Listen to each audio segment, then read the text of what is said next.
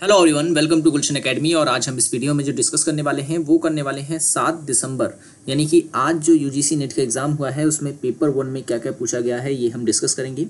और इस वीडियो में मैंने वो टॉपिक भी लिए जो हैं जो कल शाम की शिफ्ट में पूछे गए थे। ठीक है, सेकंड शिफ्ट की मैंने वीडियो नहीं बनाई थी, तो सेकंड शिफ्ट की, कल की सेकंड शिफ्ट की और आज की पहली शिफ्ट के क्वेश्चंस जो हैं मैंने इसमें लिए हुए हैं।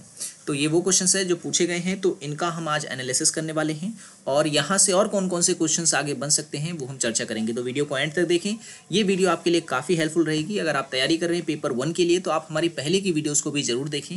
लिंक मैंने जो है इस वीडियो की डिस्क्रिप्शन में दे दी है, जहाँ पर पेपर 1 से रिलेटेड आपको सभी टॉपिक्स पर वीडियोज़ देखने को मिल जाएगी।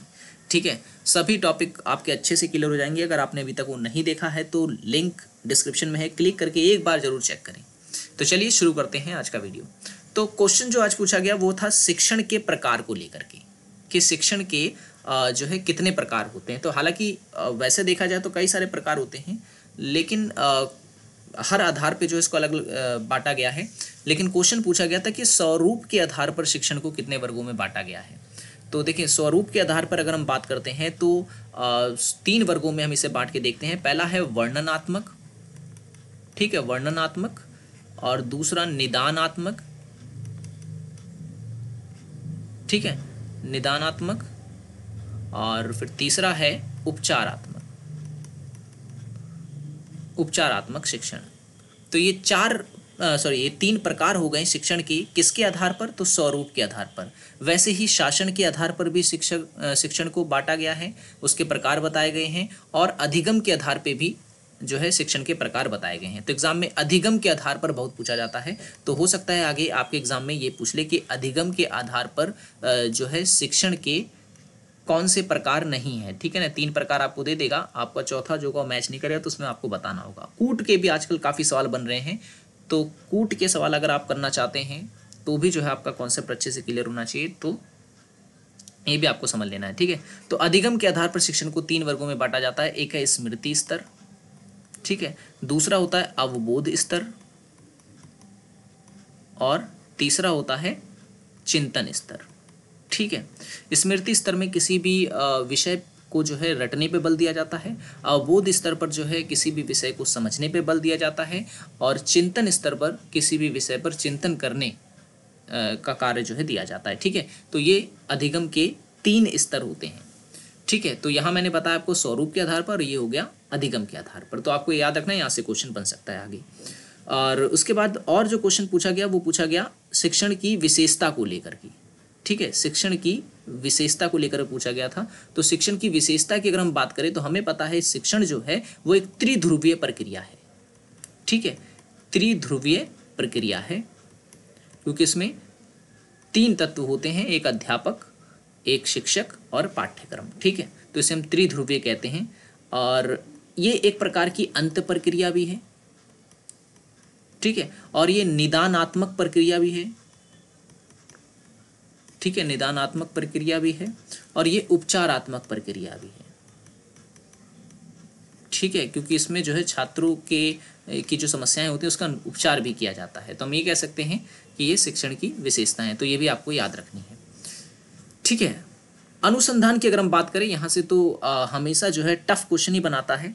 तो देखें, आज जो क्वेश्चन पूछा गया अनुसंधान में वो पूछा गया नैतिकता को लेकर के। मॉरलिटी जो है वो किस प्रकार की होती है रिसर्च में। तो देखें, जब भी हम बात करते हैं अनुसंधान में नैतिकता की, तो इसका संबंध किससे होता है? इसका संबंध होता है जिम्मेदार आचरण से। यानी कि अगर आप रिसर्च का कार्य कर रहे हैं तो आप किस तरीके से अपने उस कार्य को जिम्मेदारी पूर्वक तैयार कर रहे हैं, ये आपकी नैतिकता कहलाती है इसमें। ठीक है ना, अब इसके अंदर आपको करना ये होता है कि अपना जो कुछ भी आप अनुसंधान का कार्य कर रहे हैं वो ईमानदारी पूर्वक करें। जो कोई आंकड़े आप इकट्ठा कर रहे हैं उसको भी आप ईमानदारी पूर्वक लें। ठीक है, किसी का कॉपी पेस्ट जो है वो आप ना करें। ठीक है, और कार्य आपका ऐसा हो जो भविष्य के लिए उपयोगी भी हो, और पेटेंट वगैरह का भी जो है आप इसमें अपना ध्यान रखें। तो ये नैतिकता के विषय कहलाते हैं। अब नैतिकता की कुछ त्रुटियां भी होती हैं। ठीक है, त्रुटियां क्या होती हैं? जैसे अनुसंधान जो है कोई कर रहा है तो उसमें क्या क्या गलतियां कर सकता है। एक तो काल्पनिक अवधारणाएं उसमें लिखकर, ठीक है, काल्पनिक अवधारणाएं लिखकर जो है वो उसमें त्रुटि बना देता है। दूसरा, यदि पूर्वाग्रह आपके अनुसंधान में है तो भी जो है वो त्रुटि कहलाएगी, और अगर आपके अनुसंधान में भ्रांतियां भरी हैं तो भी वो किसी काम की नहीं होगी। तो ये हम कह सकते हैं ये जो है अनुसंधान की नैतिकता की त्रुटियां हैं। ठीक है, आईसीटी से क्या पूछा गया? आईसीटी से रैम और रोम पे क्वेश्चन था। ठीक है, कल भी पूछा गया, ठीक है ना, शाम वाली शिफ्ट में, और आज भी जो है रैम और रोम से क्वेश्चन पूछा गया। रैम की फुल फॉर्म क्या है? रैंडम एक्सेस मेमोरी, और रोम की फुल फॉर्म क्या है? Read only memory. ठीक है, एक बार फिर से बता देता हूँ, रैंडम एक्सेस मेमोरी और रीड ओनली मेमोरी। तो कल मैंने आपसे क्वेश्चन पूछा था कि रैम जो है वॉलेटाइल मेमोरी है या नॉन वॉलेटाइल मेमोरी है, तो कई स्टूडेंट्स ने जो है इसका जवाब दिया था। बहुत अच्छे, इससे पता चलता है कि आप कितने जो है अवेयर हैं टॉपिक को लेकर के। ठीक है, मालवेयर के ऊपर क्वेश्चन पूछा गया, तो मालवेयर की अगर हम बात करें तो ये कितने टाइप के होते हैं पूछ रहा है।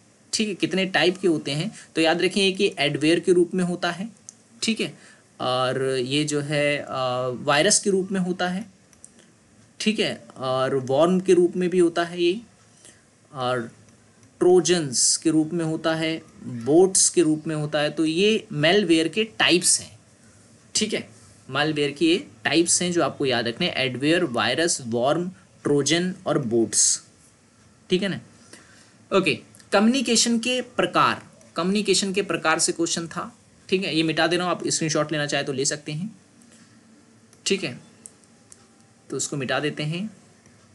ओके, कम्युनिकेशन के प्रकार पूछे गए, तो मैंने प्रकार पे भी स्पेशल वीडियो बना रखी है, अपने हैंड रिटन नोट्स करवा रखे हैं स्पेशली। इससे अच्छा कंटेंट आपको कहीं नहीं मिलेगा। आप कोई भी किताब जो है उठा के पढ़ेंगे तो आपको बहुत ही लेंदी से वाक्य जो है वो पैसेज जो है आपको देखने को मिलेंगे, लेकिन कंटेंट आपको देखने को नहीं मिला, मेन कंटेंट क्या है उसका। तो इसीलिए जो है स्पेशली मैंने अपने नोट्स तैयार किए थे पेपर 1 के, तो वो आपके लिए काफ़ी हेल्पफुल रहेंगे। लिंक मैंने इस वीडियो की डिस्क्रिप्शन दी है, क्लिक करके एक बार जरूर चेक करें। ठीक है, संचार के प्रकार मैंने उसमें बता रखे हैं, एक बार फिर से बता देता हूँ मैं। देखिए, संचार के प्रकार की अगर हम बात कर रहे हैं तो हम इसको जो है 2 वर्गों में बांट के देखते हैं। एक होता है अंतव्यक्तिक, ठीक है, अंतव्यक्तिक संचार, और एक होता है अंतर्व्यक्तिक संचार, अंतर्व्यक्तिक संचार। ठीक है, तो जो अंतव्यक्तिक संचार होता है, ठीक है, ये अंतर्भावना से जुड़ा होता है। ठीक है, अंतर्भावना से जुड़ा होता है। देखा आपने कि कुछ लोग ऐसे होते हैं जो अपने मन से बात करते हैं, तो ये मन से बात करने वाली बात इसमें आ जाती है अंतर्व्यक्तिक संचार में। जबकि अंतर्व्यक्तित्व संचार की अगर हम बात करें तो इसको 2 भागों में बांट के देखा जाता है। एक होता है शाब्दिक और एक होता है अशाब्दिक।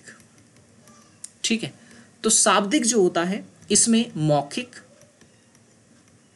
और लिखित। ठीक है, तो आपसे क्वेश्चन पूछ सकता है कि जो मौखिक संचार है वो किसका अंश होता है, तो वो अंतर्व्यक्तिक संचार का अंग होता है। ठीक है ना, उसके अंतर्गत ये आता है। ठीक है ना, और अशाब्दिक में वो संचार आते हैं जिसमें जो है मौखिक और लिखित ना होकर इशारे वगैरह की जो बातें की जाती हैं इशारे वगैरह से, वो सब आता है अशाब्दिक संचार के अंतर्गत। ठीक है, ये भी अंतर्व्यक्तिक संचार के अंतर्गत ही आता है। बात करें अगर गणित और तर्क शक्ति की, तो गणित और तर्क शक्ति से जो सवाल पूछा गया वो एज से रिलेटेड क्वेश्चन था। ठीक है, एज से रिलेटेड क्वेश्चन पूछा गया। अब एज से रिलेटेड कैसे क्वेश्चन आ रहे हैं तो वो भी मैं आपको बता देता हूँ। एक क्वेश्चन भेजा गया एक स्टूडेंट के द्वारा, लेकिन उसमें कुछ पूरी तरह से वो क्वेश्चन नहीं है क्योंकि उसमें कुछ मिस था, तो मैं वैसे ही एक क्वेश्चन आपको बता देता हूँ बना के अपने इस तरीके से कि एज के जो है किस तरह के क्वेश्चंस बनते हैं। देखिए, जैसे कि एक सवाल आपसे बन जाएगा कि वर्तमान में, अच्छा इसे मिटा देता हूं मैं, एज से रिलेटेड किस तरह के क्वेश्चन पूछे जा रहे हैं ये मैं आपको बता रहा हूं इस समय, कि वर्तमान में जो है ए और बी की आयु का अनुपात, यानी ए है और यहाँ बी है, कि आयु का अनुपात जो है 5:7 दे रखा है। 8 साल बाद जो है इनकी आयु का अनुपात 7:9 हो गया। कितने साल बाद? 8 साल बाद। ठीक है ना, 8 साल बाद जो है हमें क्या रेशियो देखने को मिला? ये रेशियो मिला। तो बताइए ए और बी की वर्तमान आयु क्या है? वर्तमान आयु क्या है? तो 5 और 7 यहाँ पर रेशियो दे रखा है, और 8 साल बाद कितना हो गया? इतना हो गया। तो आप देखिए जरा, 5 से रेशियो में कितना चेंज आया? आप कहेंगे 2 का चेंज आया। 7 से 9 में कितने का चेंज आया? तो आप कहेंगे 2 का चेंज आया। पर सवाल तो कह रहा है 8 साल बाद ये रेशियो बना है। ठीक उसी प्रकार से ये 2 ना होकर के कितने साल का अंतर बता रहा है यहाँ पर? 8 साल का अंतर होगा। कितने गुना? ये 4 गुना।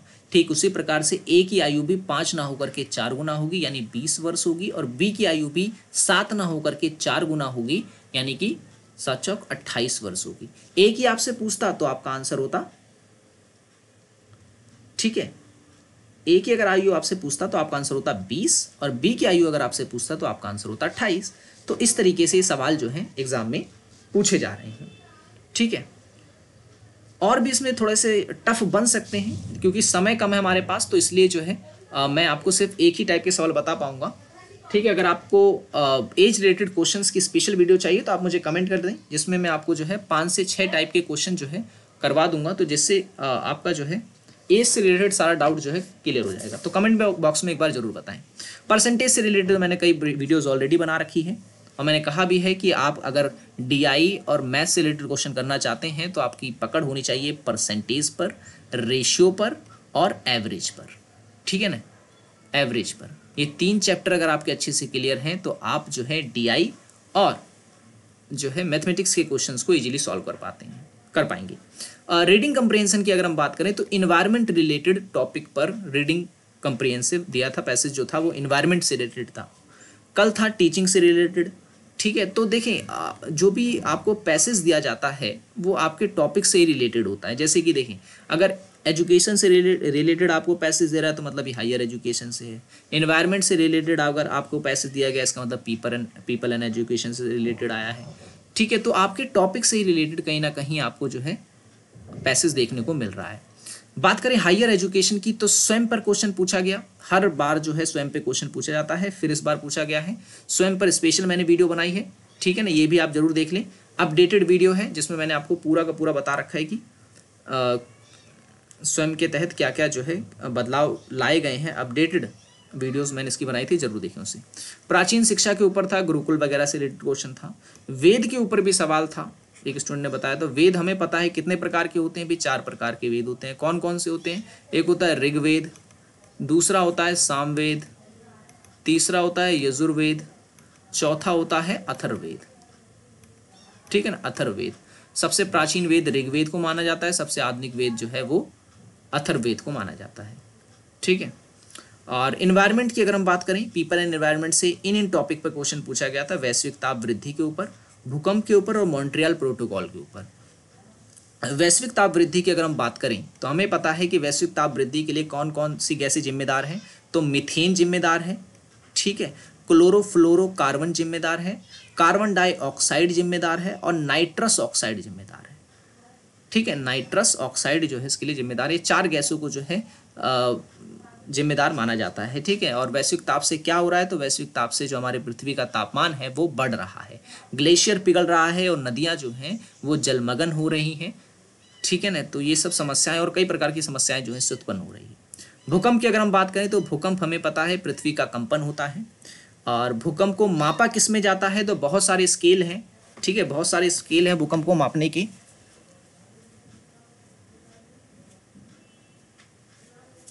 जिसमें सबसे जो फेमस है वो है रिक्टर स्केल, ठीक है ना। रिक्टर स्केल से जो है भूकंप को नापा जाता है, और 6 से 7 की रेंज जो होती है इस स्केल में वो सबसे खतरनाक मानी जाती है। और अगर हम और थोड़ा ज्योग्राफिकली जाएं तो पी और एस टाइप की जो तरंगे होती हैं वो इससे निकलती हैं, ठीक है। प्राइमरी और सेकेंडरी तरंगे जिसे हम कहते हैं, खैर ये तो फिर आउट ऑफ उसके हो जाएगा सिलेबस की, ठीक है ना, तो यहीं पे हम इसे रोक देते हैं। मॉन्ट्रियल प्रोटोकॉल के ऊपर क्वेश्चन पूछा गया, बहुत ही इंपॉर्टेंट टॉपिक है मॉन्ट्रियल प्रोटोकॉल। और आपको अब जो पढ़ना है वो क्योटो प्रोटोकॉल अच्छे से पढ़ के जाना है, ठीक है। यहाँ से क्वेश्चन नहीं पूछा गया है, हो सकता है एग्जाम में वहाँ से क्वेश्चन बने। तो मॉन्ट्रियल प्रोटोकॉल के बारे में कुछ बता दिया जाए तो ये कब हुआ था? तो 1987 में हुआ था, ठीक है, 1987 में हुआ था। तो कहाँ पर हुआ था? मॉन्ट्रियल में। मॉन्ट्रियल कहाँ पर है? तो ये कनाडा में, ठीक है, ये है कनाडा में। और क्योटो प्रोटोकॉल की अगर हम बात करें, क्योटो प्रोटोकॉल की, तो ये हुआ था 1997 में। कहाँ हुआ था? क्योटो नामक शहर में। क्योटो कहाँ पर है? तो याद रखना है आपको, जापान में है, ठीक है, जापान में ये है। ओके, तो ऑलमोस्ट हमने टॉपिक डिस्कस कर लिए हैं, ठीक है। आशा करता हूँ ये वीडियो आपको पसंद आया होगा। वीडियो पसंद आया हो तो लाइक कर देना, चैनल को सब्सक्राइब नहीं किया तो ज़रूर कर लें ताकि ऐसी इन्फॉर्मेटिव वीडियोस आपको मिलते रहे। तो अब हम मिलेंगे अगली वीडियो में जो कि काफ़ी हेल्पफुल रहेगी आपके लिए, और अगर आपने हमारी पहले की वीडियोस नहीं देखी है तो लिंक डिस्क्रिप्शन में है, क्लिक करके देख सकते हैं। अब मिलेंगे हम आपसे अगली वीडियो में। Thanks for watching this video.